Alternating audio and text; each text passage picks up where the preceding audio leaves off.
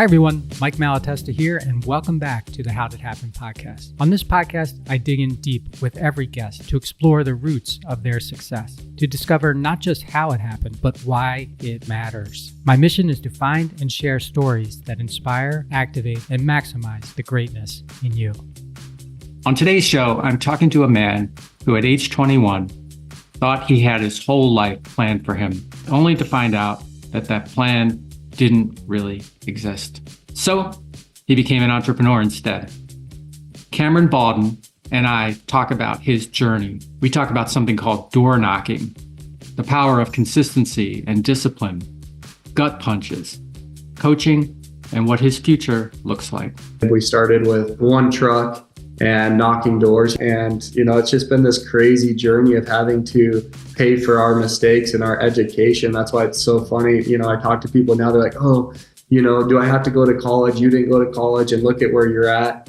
And I just laugh at them because I say, hey, you're going to have to pay for your education one way or the other, whether it's college or through mistakes that you make, you're going to have to pay for it. So you choose which one you want. But to think that you can just become an entrepreneur without going to college or paying for your mistakes, it's just not going to happen. This episode is sponsored by The Dream Exit. The Dream Exit is a private, bespoke program for successful entrepreneurs with annual revenue between $5 million and $100 million who realize that they have one chance to get their dream exit right, and that the odds of realizing that dream by themselves, all alone, or at the last minute are stacked against them. In less than 90 days, we teach you how to design, build, and execute a customized dream exit playbook that gets your business ready for sale at its maximum value and gets you ready to maximize your meaning and purpose in your post-exit life, even if today you are not ready to sell. You see, dream exits just don't happen. They are the result of early, professional, and proven planning. So if you're an entrepreneur with annual sales between 5 and 100 million, and you want to learn how to 10x to 100x your chances of achieving the dream exit you deserve, go to dreamexitplaybook.com today. And now, here's Cameron Baldwin.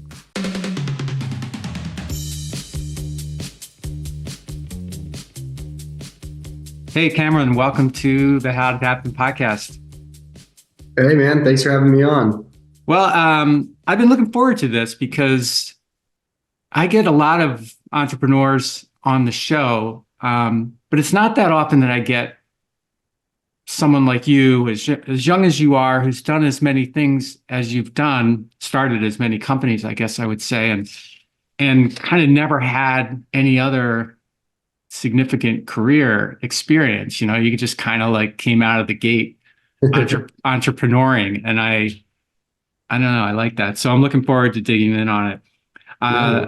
So let me tell you a little bit about Cameron, and this is going to be a kind of a different kind of bio, but so basically who I'm going to be introducing you to today is a guy who skipped college and started his own business and then businesses.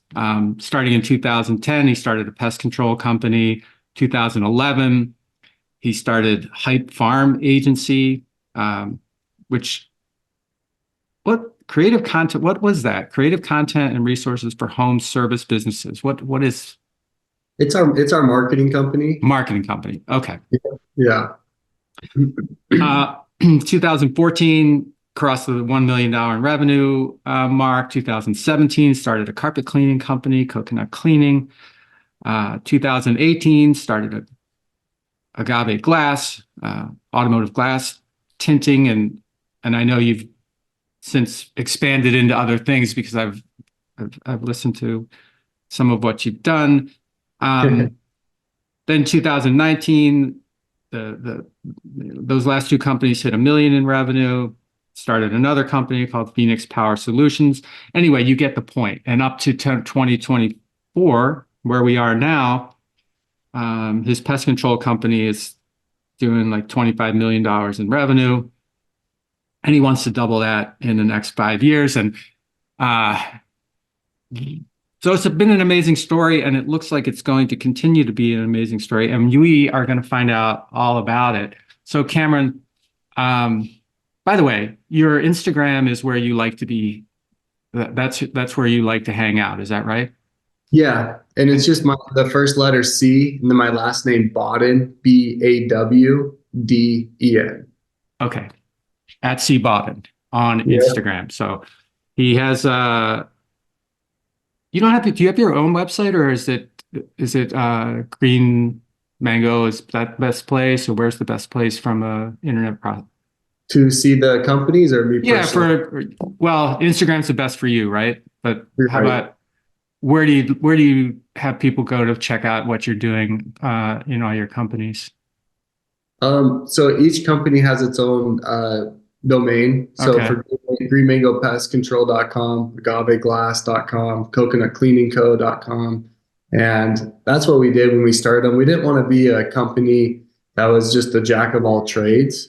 And that's why in each company that I've started, I went and partnered with someone that specialized in that industry and gave them equity. And then it became their baby. Green Okay. Mango is my baby. It's my heart and soul. And I was the guy that if something was wrong, it was up to me. And so in those other companies, if something goes wrong in the day to day, it's their job to fix it. We provide marketing, systems and processes, but in the financial aspect to start the business, and they're the boots on the ground. Okay. All right. So we'll just have the individual company website links in the show notes, and you can go and Great. check out all of these different things that he's up to. So, Cameron, I start every podcast the same way with the same question, and that is, how did it happen for you? I served a church mission. I finished high school. I went on a church mission. And when I got home from my mission, my whole life up until that point was planned out for me. And up until that point, I knew exactly what I was going to do. It was planned out. And then, boom, I didn't know what I was doing. Because when I got home, I was supposed to do real estate. And in 2009, the market wasn't great to get into real estate if you didn't have any money like I didn't. And so it was a really lonely time for me because I didn't know where I was going, what I was doing, and I didn't have any friends. All my all my friends were either, serving a mission as well, or they went down a path that I felt like wasn't the right path for me. And one night I had a family friend invite me over, and they essentially linked me up with this buddy who became my business partner, Dusty Williams. And he introduced me into the world of pest control and door to door. And it all went down from there, man. So, this mission that you were on, and you mentioned mission a couple of times, and what was it, and where was it, and why'd you do it? Yeah, so I'm part of the Church of Jesus Christ of Latter-day Saints. When you turn 19 years old, they strongly encourage you to go on a 2-year mission and serve full time for no money. And it's a random calling. You don't know where you're going. You just put in your papers.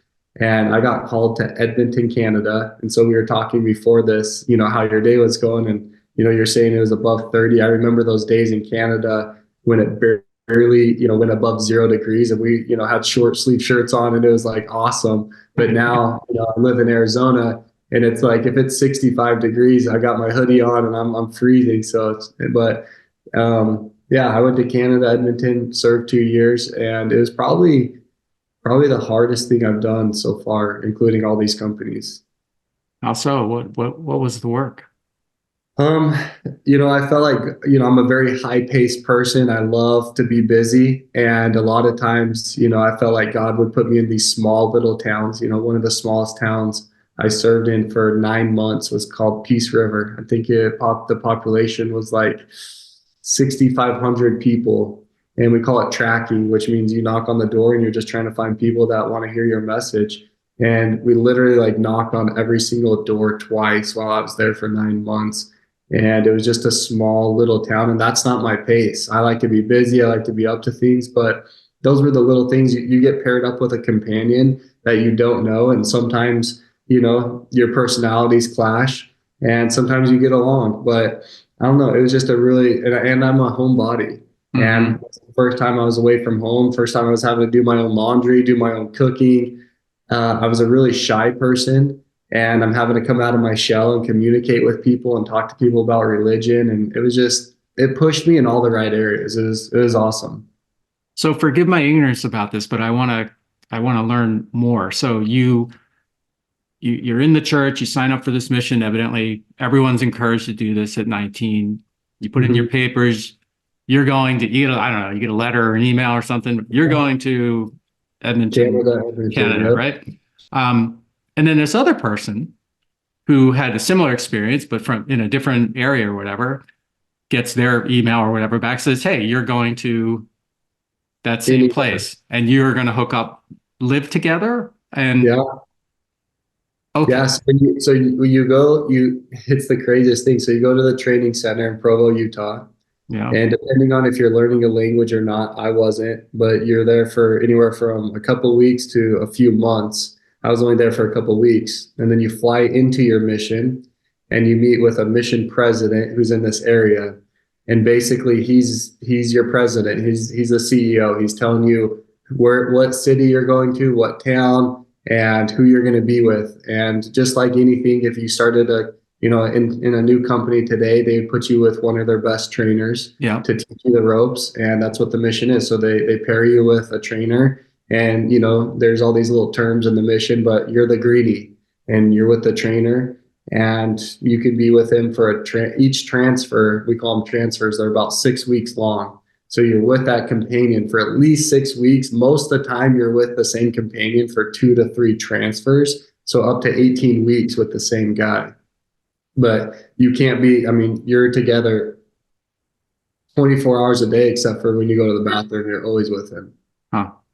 And your whole the point of the mission is to introduce the community you're in and canvassing door to door to introduce them to Church of Latter-day Saints. Is that the mission? Yeah, I mean, God, Okay. it starts with God in general. And then, yeah, of course, we teach about our religion and, what we believe to be true. Mhm. But a lot of part is just doing service. I mean, the first couple hours of every day, you're going out and you're serving in the community.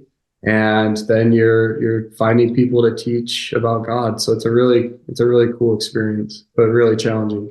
Were there ever times during that 2 years where you were like, I don't want to do this anymore? Oh yeah. Yeah, pretty much the whole time, man. The whole time.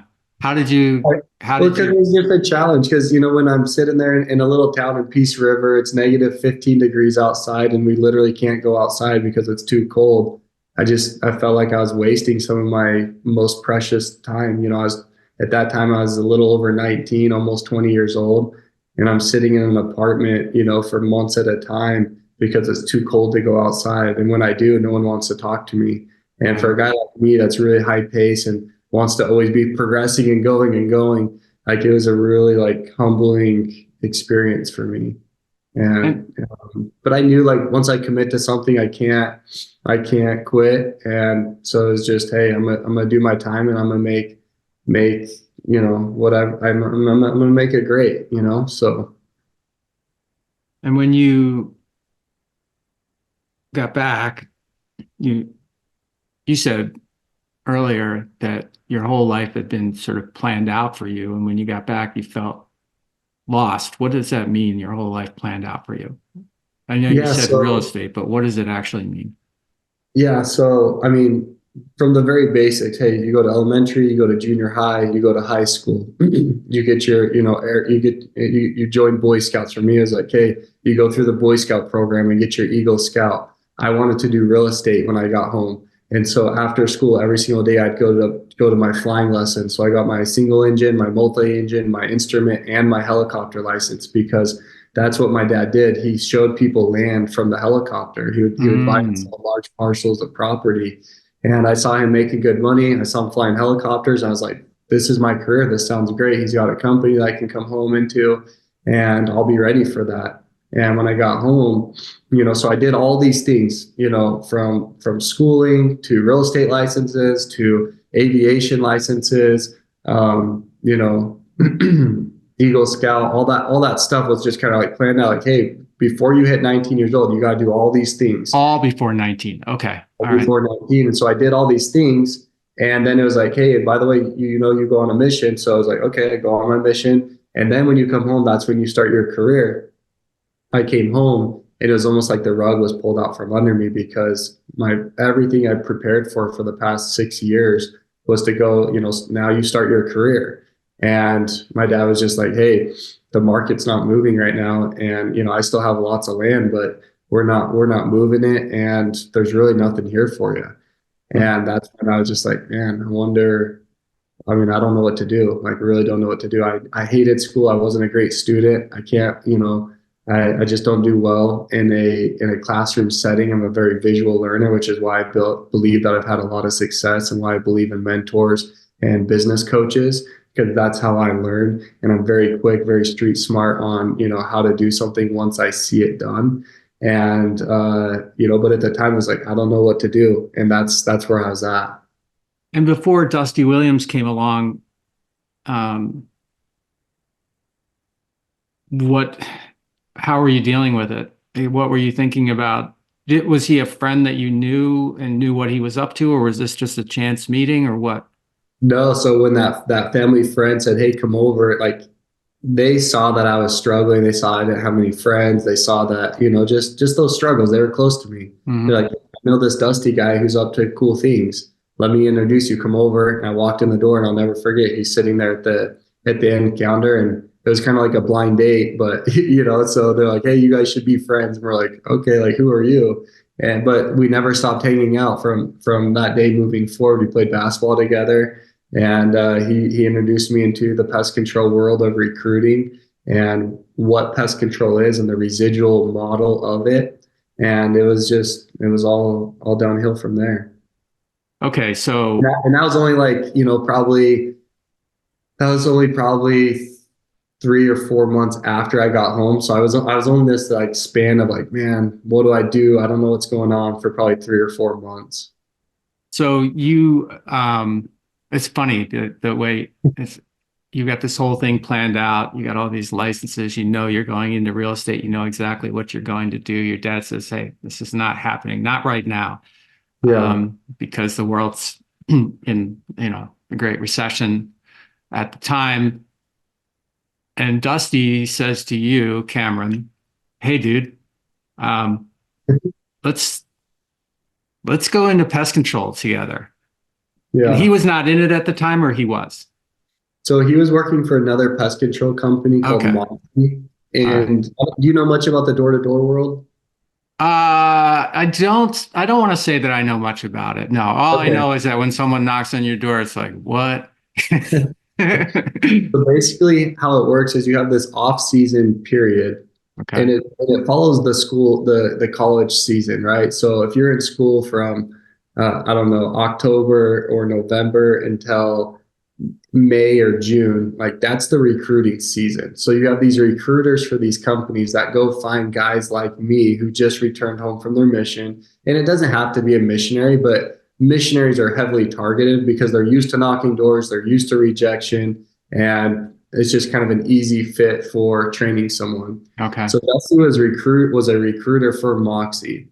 And he said, look, here's the deal. If we do a great job recruiting guys, Jason Walton, who's the owner of Moxie, will consider you as someone that can basically open up a branch for him in another state, because that's their plan, open up however many locations across the country.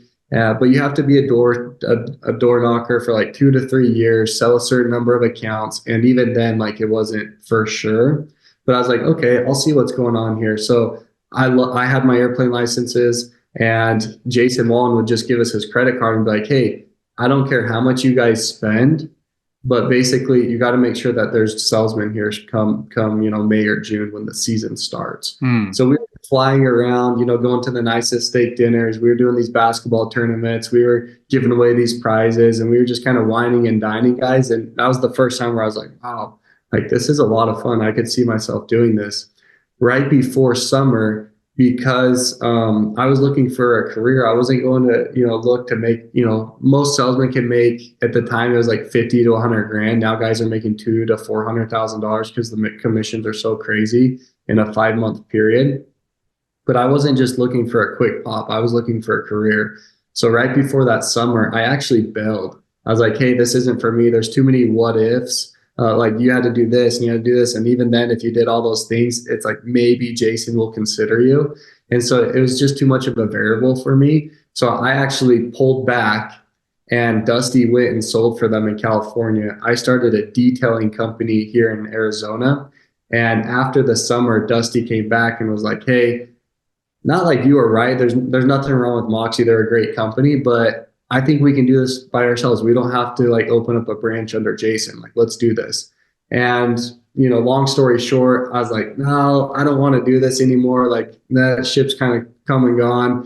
And he's like, no, I want to start this pest control company. I'm going to call it Green Mango Pest Control, and I want you to be a part of it. And I was like, man, that name sounds so dumb. I don't want to do it. You know, flat black trucks. Like, what are you thinking, man? Like, this is crazy. Have fun. Well, Dusty's one of the greatest salesmen you'll ever meet. And so shortly after that, you know, I partnered up with him. We started with one truck and knocking doors. He taught me how to knock doors because selling religion and selling pest control is completely different.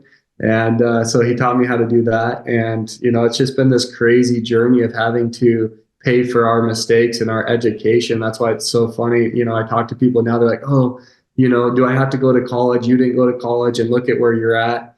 And I just laugh at them because I say, hey, you're going to have to pay for your education one way or the other, whether it's college or through mistakes that you make. You're going to have to pay for it. So you choose which one you want. But to think that you can just become an entrepreneur without going to college or paying for your mistakes, it's just not going to happen. So over the past 13 years, I mean, even last year, you know, there's mistakes that I had to pay for that I just didn't know about. And it costed me hundreds of thousands of dollars. But that's kind of the game that we're playing. And, you know, you don't know what you don't know. Yeah. Yeah, it's a lifetime school. Right? Yeah. I mean, that's what it is. It's a lifetime school. Except that, yeah, sometimes the tuition can be, you know, Tuition can be pretty expensive. Really painful, and sometimes the dividend checks can be really special too. So, yeah. Okay, so this door knocking thing, that's like 2010. I just want to make sure that I'm not up in la la land here. Is that something that is still going on now in 2024, or have? Oh yeah. Yeah. Okay. Yes. It's a huge business for companies. Solar, alarms, and pest control. Heavy door, hundreds of millions of dollars are put into it every single year. Okay, so let's talk about well, two things. First, if I got it right, you and Dusty were recruiting. So you're going like into high school environments. Is that correct? No, or more college? so college. College. Okay, yeah. Got it. College environments. Okay.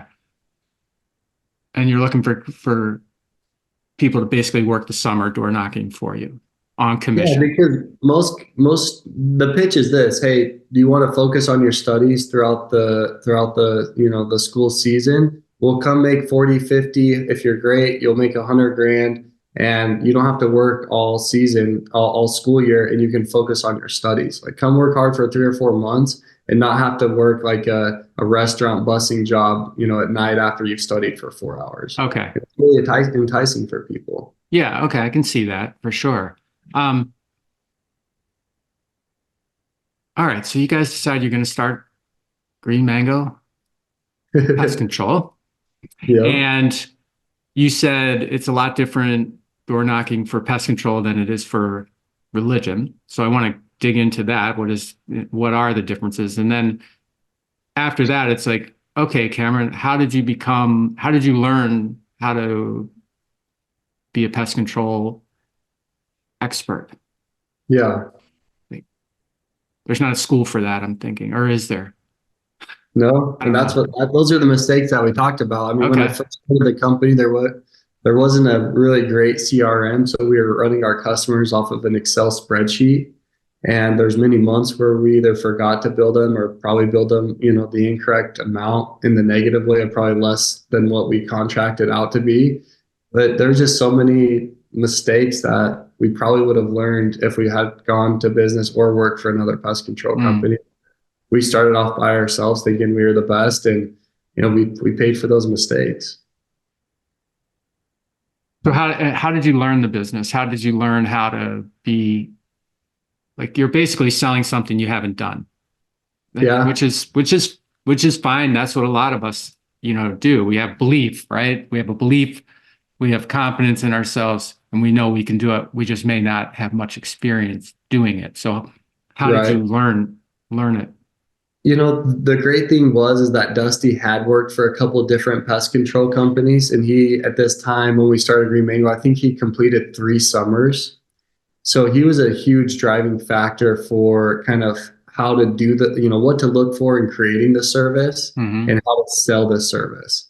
But as far as the billing, the routing, the customer service reps, culture, all that stuff, it's been a trial and error for the past 13 years. I mean, we're still working on those things, but he definitely had the experience of, okay, hey, these are what contracts should look like. This is how you push a customer at the door to want to buy to you. Here's kind of the sales process.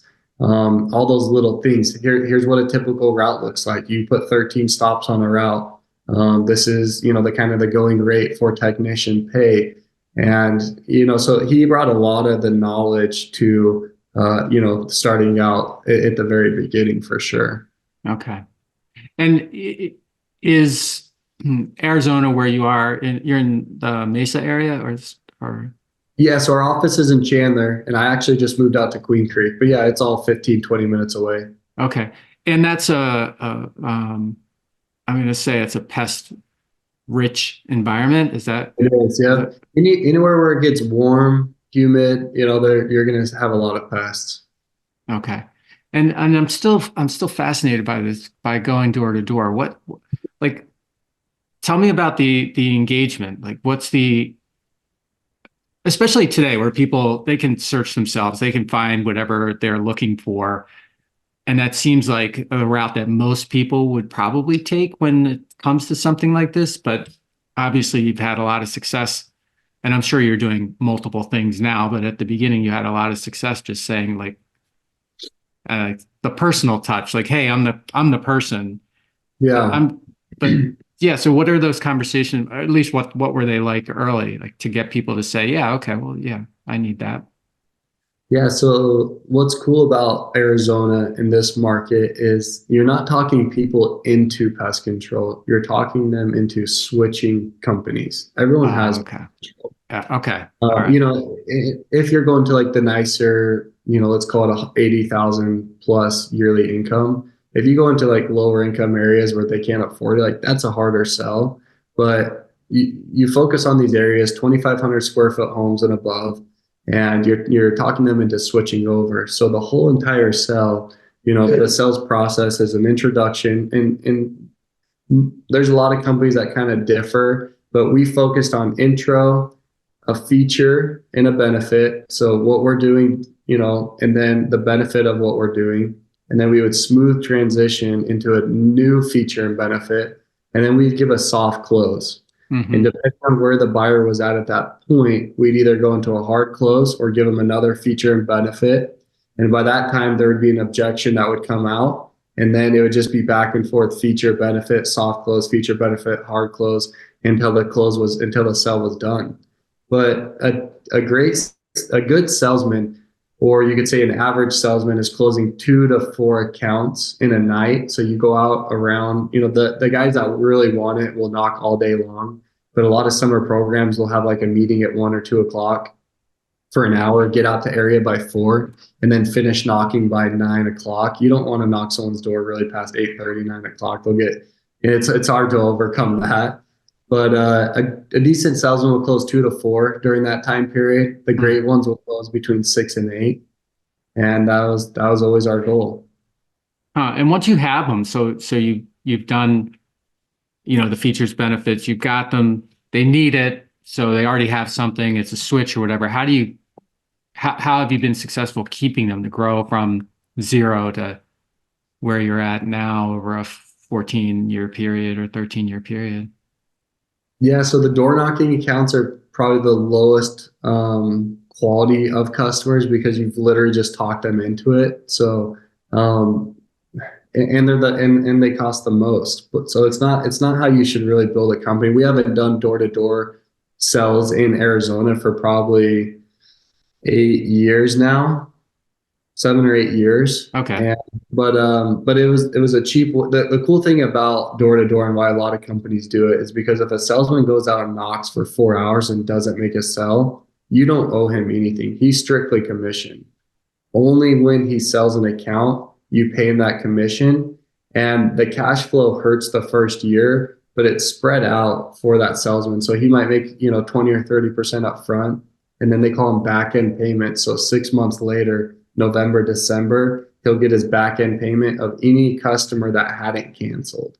So some guys' back end payments might be 20 grand less than what they thought because a lot of their customers had canceled because they just threw on, crappy accounts. Maybe they lied to them a little bit. Maybe they went to a lower income area and the customer canceled after a couple of services or whatever it might be. But that was our goal, is that when we'd assign a customer, we provide such an amazing experience, from the personal touches, from our marketing material that we'd leave them, to the technician showing up in nice Nike dry fit clothes and a nice truck. Everyone thought we were crazy putting 22-inch custom rims on our vehicles when we first started. But it became like a keeping up with the Joneses mentality. Like when you saw a green mango truck in front of your house, it was almost like this stature that people had, this bragging power, as opposed to like, no offense to like a Burns Pest Control or like a Terminex, but they're rolling up in a plain white truck with normal, factory rims on it. It's nice, but it's not custom, and people want that. They want that prestige now, and that's who we were. And not to say, our customers lasted a lot longer than most people, but we were able to build our foundation on door knocking. And then as soon as we, saw a way to get out of that and start traditional marketing, we did. Got it. And then, we talked about you starting Hype Farm Market Agency, and just 1 year after you started this. And I'll get to that in a second, but I was thinking about the trucks as you were talking about them. It's got to be also keeping up with the Joneses from a customer standpoint. I get that, but also seems like it'd be a pretty cool recruitment tool, because you're elevating the impression of your team members who are performing the service, taking them. And I don't know what you've done outside of the truck, but it seems like you start with the visual. That's cool. I want to do that. I don't want to drive a a van or something that looks like it's a fleet, like a corporate fleet, right? Was that impactful on being able to recruit people to the business as well? Oh, that was everything. Because think about it. If you're talking to a 19-year-old salesman and you're saying, hey, here's a nice Nike dry fit shirt, or here's my competition who has like a Dickies shirt, right? Like, who do you want to work for? You want to be comfortable, you want to look swaggy, or you want to look like a blue collar worker? Right. And do you want to be represented by a flat black truck with, the best branding and the best marketing, or do you want like a generic Terminex work-in or Aptiv type of fill? It's just not what you're going for. So from a technician standpoint, like you said, they want to drive the nicer truck. That's why we buy brand new trucks every 1 to 2 years. I'll never forget 2000. I think it was late 2009, maybe early 2010, but the iPad just barely came out. And one of our selling pitches for our salesmen is like, hey, we sell on the iPad. So we figured out how to get our contract on the iPad and sell, because everyone at that point was selling with clipboards and paper contracts. So salesman, do you want to go to the door with a nice Apple iPad, or do you want to go to the door with a paper contract and a clipboard and a sheet that has your bugs on it? Like, no, you want to be scrolling through it on an iPad, showing them the 1080p digital picture of a black widow or a scorpion and all those things. So it was fun, man. It was a great journey. It's been awesome, and there's always challenges along the way, but we always try and innovate and try and utilize technology as much as we can. Smart. That's super smart. The in terms of capital, like, how did you and Dusty get the business off the ground? How are you able to fund, I'm always interested in how people got the money they needed to get started.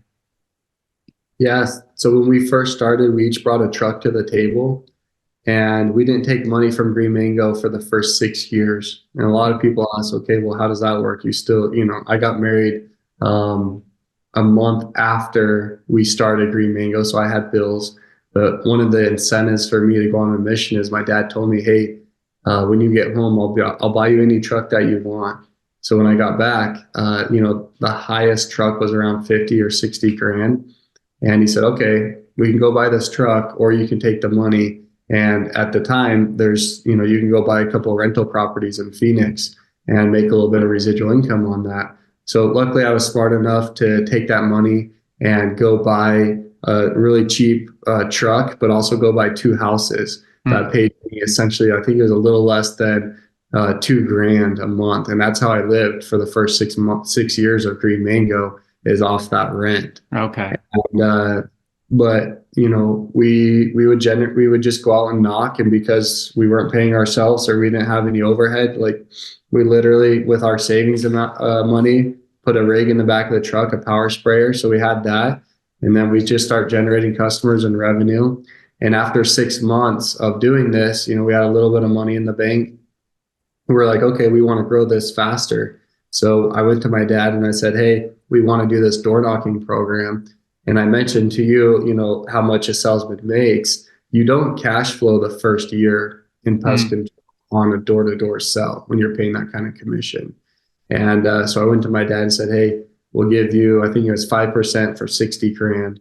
And of course, over the next 2 years, we kept growing. And as we grew, we needed more capital. So we actually ended up taking a loan out from my dad for a total of like 260 grand. And he ended up with 20% equity. And that was it. So in order to build Green Mango, it took 260 grand and 20% equity to my dad as an investor. And, 2013, I tell the story. I remember spraying a route and just thinking, hey, if someone will give me 250 grand for this company so I can pay my dad back, like, I don't know how to make this work. We weren't making money. We were turning through salesmen. I didn't know how to get off the truck. I didn't know how to hire managers, and it was miserable for me. And luckily at the time, like nobody would buy Green Mango for 250 grand. And so we just kept plugging. I had to. I didn't want to let my dad down. So we just kept showing up every single day and kept trying to make, changes and learn from our mistakes. And, now here we are, 10 years after that, and we're now the biggest company in Arizona. Had offers, for around $90 million, turned down an offer for $90 million last year for Green Mango. And I pinch myself every day. And that's what I talk about. Like, I've made so many mistakes, but, I've stayed consistent and I've stayed disciplined. And I think those are the two things that an entrepreneur needs to do in order to be successful. And, it's nothing fancy, if it's nothing tricky. It's just showing up every single day and staying consistent, and you'll win. That's it. There's nothing special about me or anything that we do. We just show up and stay consistent. And is your dad still 20% owner? Yeah, I wish I would have known a little bit more at the time and negotiated like a buyout from him, but it's all good, man. Like no one else would have given us that kind of money at the time. And he's been a great investor. He's a very silent investor and let us do our thing. But yeah, I mean, that's a lot of pressure from when you owe that kind of money to your dad. And when you were thinking about this, where you just would sell it for 250 or whatever, how did he offer you the opportunity to come back to the real estate? Like, did you have No. so this was a burning the boats type thing. There was no going back to that after you started this. He wasn't doing it. So it was like, he wasn't doing it at all. Oh, okay. I can't make money at this. It's like, I'm literally I'm working 18-hour days. I'm doing everything I can and I'm in over my head, like that's how I felt. So I was like, okay, I need to go get an hourly job and become like everyone else and go work for corporate America. Okay. So when was it, so that's through the first 4 years or so. When was it, besides the marketing company that you started in 2011, which I don't know if that was just something that was really significant or part of sort of tangential to Green Mango, but that was just to facilitate our company. Okay. That All wasn't right. like we were trying to build another company or trying to do anything like that. It was just to facilitate our team Okay. and we'll keep it separately. Well, we talked about in the intro, these subsequent companies that you've started. So you're 4 years in, and let's say we're 10 years from that. So over the span of the last 10 years or so, you've gotten into the glass and the carpet cleaning. And you've tried other things that maybe aren't doing, and maybe there's stuff that I haven't mentioned or I don't know about. So tell us about the conversion and the acceleration, because it sounds to me, and I think maybe a lot of people listening, and maybe through my own experiences, I'm 4 years into something and I'm still struggling to figure it out. And I start to gain traction on figuring it out. It's like, okay, I'm finally got this figured out. Now my focus needs to be stay right here, because I got to make this thing. This is the only as much bandwidth as I have. And I know you mentioned, partnering with people and stuff, but still take us through that, because those are some big steps, and I want people to understand how it happened. Yeah, so I mentioned it took 6 years to make any money from Mm-hmm. retail, but once we did start making money, like we started making pretty good money. So 2010, 2016, no money. Mm-hmm. Finally started to get smart and hire people in departments as managers and rely on them. So I went from working 18-hour days to probably, a normal 8-hour day. And it just felt like I was the laziest piece of crap in the whole world, because like I was conditioned to work those 16, 18-hour days, but because I was finally becoming a smart business owner, I was like all the work that I was doing, I put on my managers and they were doing a great job. And it truly felt like a weird time in my life, because I was almost in I don't want to say depressed state, because it wasn't, a lot of people suffer from depression, but it was my depression story of, dude, like what now? Now I have, a couple hours a day to go golf or go play basketball again. Like this is weird. At the time I was making $300,000 or $400,000 a year. And that's when we were like, okay, maybe we'll open up some other service companies, because people would always ask us, hey, do you guys do alarms? Do you guys do pools? Do you guys do windshields? Do you guys do carpet? Like all these different things. And we built this company where people like loved our service. They loved our branding. And of course we thought like we were so good at what we did because we made it. I was making 400 grand a year, driving a nice car and, whatever. But we opened up 5 service companies in the span of 18 months. And I was back to working, 18-hour days again. And that was probably the craziest time of my life. We raised money again with an investor. Our marketing budget alone was $40,000 per company. So our burn rate was just absolutely crazy. Around 200 grand, with not considering Green Mango. Like that was separate. When we started these other 5 companies, we got an investor that was in on all of them. And so it was like 200 grand a month in marketing alone, plus, all operating expenses. And we started building them, and all those companies hit over $1 million in revenue the first year that we launched. But in 2018, we sat down one day, we came into a quarterly meeting with our investor. And for whatever reason, he just said, hey, I'm out.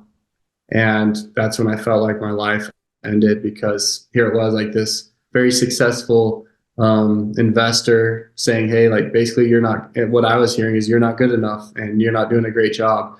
So at that point, I had to decide which companies were winners and which ones were losers as far as my time allocation and how much money I could make. And so we closed out most of them. Or when I say close out, we sold them. That's the beautiful thing about these service companies, is if you build them right, you'll be upside down in them, but when you go to sell them, there's always a buyer. Mm-hmm. And most of the time you can get, if you play it right, you can get your money out of them. So like our alarm company, we sold to an alarm distributor. Our pool company, we sold to the biggest pool company here in Arizona. We were the second. We grew, I think we put on like 3,000 or 4,000 accounts in like 2 years with our pool company. It was the craziest growth ever. And we sold to Poolman. Solar company, same thing. So we sold out of these companies, and I kept the windshield replacement company. the pest control company, and the carpet cleaning company. And truthfully, just over the past, that was in 2018. It really didn't hit me till 2019, where like just anything and everything was coming down on me. I tell the story about ICE coming in. When Trump was president, he was very high on, hiring illegal immigrants, and we weren't hiring illegals, but we weren't doing the paperwork correctly to have your I-9s. So they came in and gave us a couple $100,000 fine for not having the proper documentation. Like that was a lesson I learned. I don't know anything about this. I had an HR manager, but she wasn't qualified enough to stay organized and have all these things. And those are the lessons that I talk about that you learn that are just real life, black swans that happen that you don't see coming, that you pay for your mistakes of ignorance. And so now, over the past, now 5 years since 2019, I've just focused on these 3 companies and building them and making them great. And, our windshield replacement, we opened up Florida last year and started doing, large volume of RV replacements there, because that's a huge ticket item for us.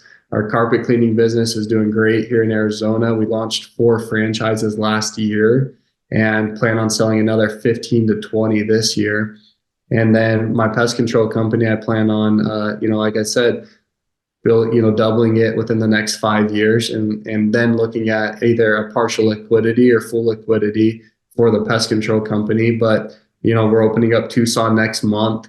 We've opened up other branches for pest control companies in Utah, North Carolina, California. We've built those up and sold them off. And so we're just playing. We're just having fun, man, trying different markets and staying busy. But what I've found is that, a lot of people come to me and ask me, hey, I do solar. Should I start a roofing company?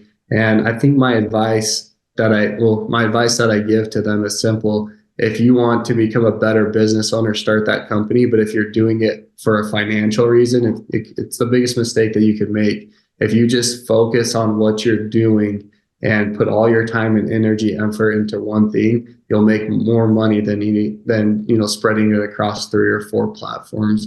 Unless you have the capital, go hire and pay the high salaries that it takes to have the right person managing that company. Okay. And that's where I made a mistake, because people say, oh, what about the Elon Musks of the world or the Richard Bransons? Like, yeah, they have the cash flow to go pay that, high quality CEO or COO or general manager $250,000, $500,000 a year to make sure that business is running great. You don't have that. So that's going to be you. And if your time's spread thin, you have a great thing going. If we're using the solar example, it's like you have a great solar company. Don't go spread yourself thin on opening up a roofing company just because you see that you refer out $300 to $1,000 in roofing. Like, just, you have a good thing going, keep going. Mm-hmm. Yeah, and at least in Musk's case, he's a very good fundraiser too. So if it's good to be a good fundraiser if you're going to be running multiple businesses and trying to scale them up at the same time. Yeah. So a couple of questions. If this investor that you talked about who came in and helped you, fund these, 5 startups in 18 months and then walked away, what does that mean, walked away? Like, I'm done. Like, how did that person get their money? I mean, tell us a little bit more, because I can appreciate the story and the pain of the story, but I'm trying to reconcile the business sense or how it made sense or whether it did. So we had an agreement. Basically, he would fund. We were equal partners, but the agreement would be the first $250,000 put in would be like his risk money, but anything after the 250, we would split equally. And basically he said, hey, is whatever it takes, like, I'll keep funding it up. So you almost have an unlimited line of credit to build these companies as long as it's justifiable. But anything over 250, if something happens, we're splitting it equally between us 3. So at the time, 3 of the companies were north of $750,000 in debt. And he just said, hey, I'm done funding these. Like, the line of credit's gone, like, it's over. So meaning, hey, if next week you need another 20 grand, I'm not doing it. Like, I'm just out. Yeah. And that's really difficult because we were in growth mode. We weren't taking any salaries. We were staffing people for growth, our marketing. So we literally had to cut off almost everything and just stop. And I had to fund, and my business partner had to fund a lot of the bleeding, until we could get rid of it. So, I mean, that's why I said, like, he came in 2018 and said, I'm done. But it wasn't until 2019 where it really, like, the effects hit me the hardest of all the things happening, like the wind down period, if you will, that it took from 2018 to 2019 to sell those off, and all the funding that I had to put in between that period. Because, I'll never not pay somebody. That's, if they're employed for me and they work for me, like, I'm not going to pay them. And we can't just close the company down, because then it's not worth anything. And most due diligence periods take 3 to 6 months minimum, even if you're just cranking to get a deal done. And, it was just a really stressful, hard time. Yeah. But he was going to lose all the money and didn't care, but he's just like, hey, I'm out, I'm done. And so we had everything to lose, because we weren't in a financial position like he was. So we wanted to keep him, we had to keep him going to a certain extent to keep it, like, sexy enough to sell to these people and recoup as much as that money as we could, because we didn't want to split that, that delta between 250 and whatever, if it was 750, that 500 grand equally, we didn't want to do that. Mm-hmm.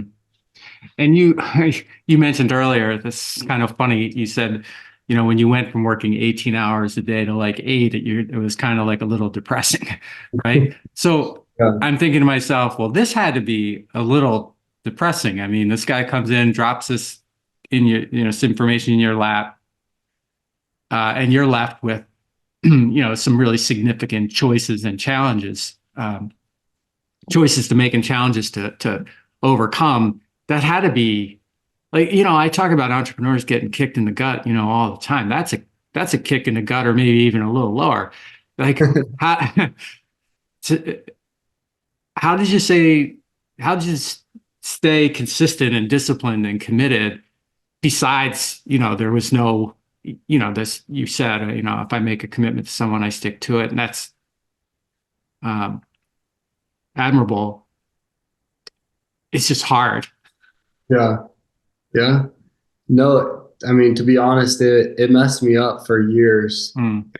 Luckily, in 2017, I hired a success and life business coach that was starting to teach me a bunch of different principles, like, hey, everything always works out. And I remember calling him after I left that conference room that day, because here's this, very successful guy basically saying, like, hey, like, I don't want to be your partner. So talk about the roller coaster ride. It was like, hey, I want to partner with you. Here's an unlimited line of credit. Let's go have market dominance in all these companies. Like, what you've done with Green Mango is absolutely phenomenal. I believe in you. Here's a blank check. To 2 years later, hey, you're not good enough. Mm-hmm. And all the self-doubt and everything starts to creep in. It's like, maybe he's right.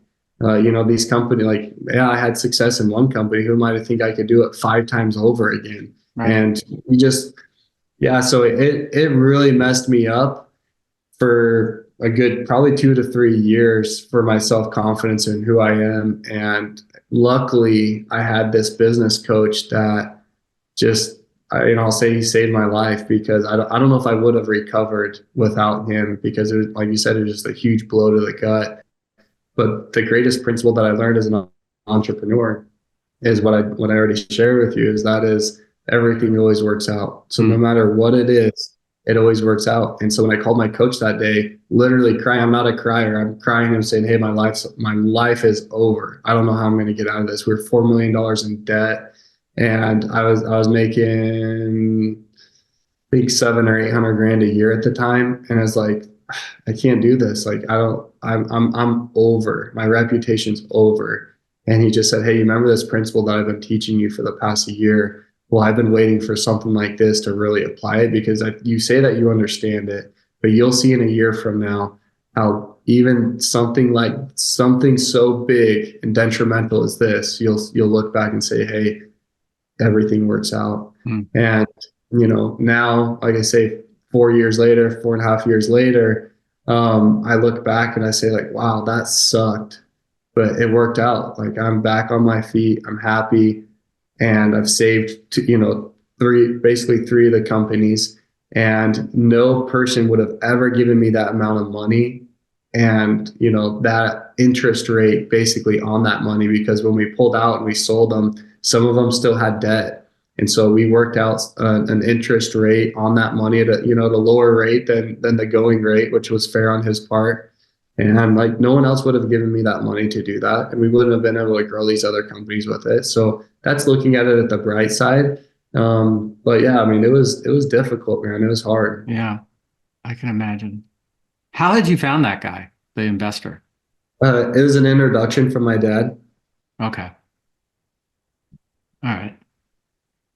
And how about the coach? You said you had gotten the coach about a year before this happened. What were you obviously weren't planning on having the coach for this kind of thing, but what had you engaged with the coach for? What were you seeing that you wanted help or assistance with? I don't know. Well, the story is that I was in my closet one night and I called my dad and I just said, "Hey Dad, there's just something missing in my life. I don't know what's going on or, what it is, but there's just something missing." And he's like, "Hey, I think it's time for you to coach with my buddy Mark." And his name's Mark Foray. And he actually had been a longtime friend of my dad's. I met him when I was like 5 years old.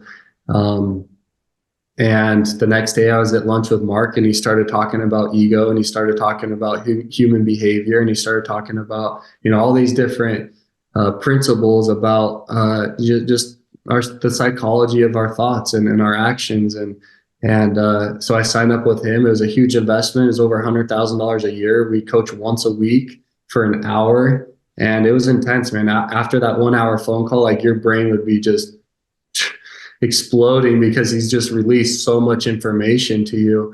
And I did, most of his clients coach with him for about a year. I actually did it for 2 years. And he helped me through a lot of different challenges and problems and made me a better business owner. So, and how was Dusty doing through all of this?